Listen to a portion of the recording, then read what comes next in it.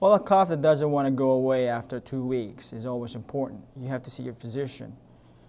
If your cough also has other symptoms, such as blood comes out from your mouth, coughing so much that you vomit, coughing especially when you sleep at night or when you lay flat, or coughing that affects your daily life. You can't function, you can't walk, you can't do your daily chores because of the coughing.